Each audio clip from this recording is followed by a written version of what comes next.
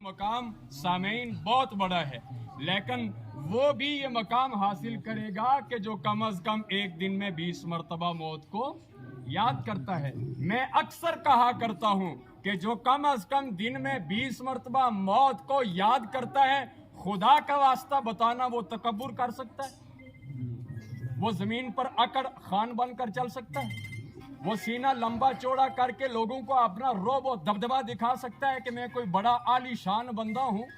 मुझसे डरना मेरी अप्रोच और मेरी ताकत और मेरे मकाम और मेरी माल और दौलत और मेरी जमा और पूंजी और मेरे बैंक बैलेंस और मेरी शक्ल सूरत और मेरी ताकत और मेरी पहलवानी और मेरे मकान को देख करके हैबत खाना मैं भी कोई चीज हूँ दुनिया पर। यूं तो बड़े बड़े राजे आए, बड़े बड़े महाराजे आए, बड़े बड़े बादशाह आए, बड़े बड़े सीमो जर और ताजो जर वाले आए, लेकिन मैं भी कोई चीज हूँ। खुदा की कसम, जो दिन में 20 मरतबा मौत को याद करने वाला होगा वो इस जमीन पर अकड़ खान कर बनकर चलने वाला नहीं होगा। आजी और इनकसारी का पैकर होगा।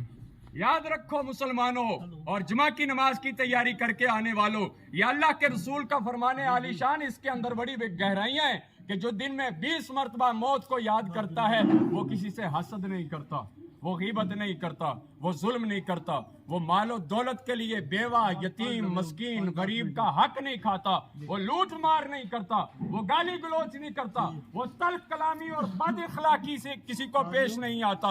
हमेशा उसकी आंखों में आंसू रवा होते हैं कि मैंने इस फना हो जाने वाली दुनिया को छोड़ करके जाना है।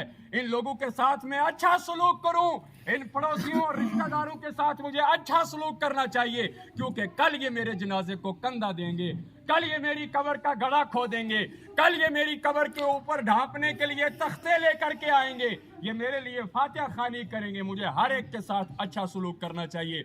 एक आखिरी बात करके, क्योंकि यहाँ पे सैयद सिद्दीक शाह साहब के साहबजादगान भी मौजूद हैं, मारूफ शाह साहब, दीगर हजरात, मैं आप सब से गुजारिश और जितने ये मैं बड़ा ज़रूरी जुमला लेकर के आपके सामने हाजिर आया हूँ।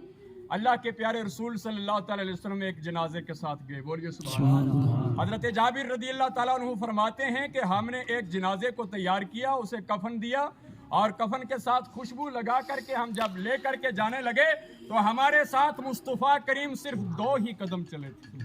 कितने कदम बोलो? सारे बोलो, कितने कदम?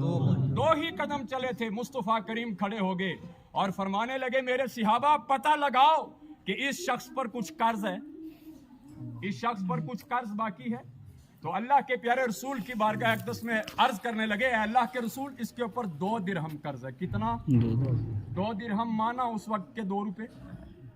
आगे रियाल का आप कुछ भी लगा लो, 25 लगा लो या 30 लगा लो, लेकिन वहां के 2 रुपए। या रसूलल्लाह 2 दिरहम कर्ज है। अल्लाह के रसूल सल्लल्लाहु अलैहि वसल्लम इरशाद फरमाते हैं, हजरत जाबिर रदी अल्लाह ताला अन्हु फरमाते हैं कि मुस्तफ़ा करीम ने इरशाद फरमाया, मुझे इसकी नमाज जनाजा नहीं पढ़नी है, आप पढ़ो और ले जाओ।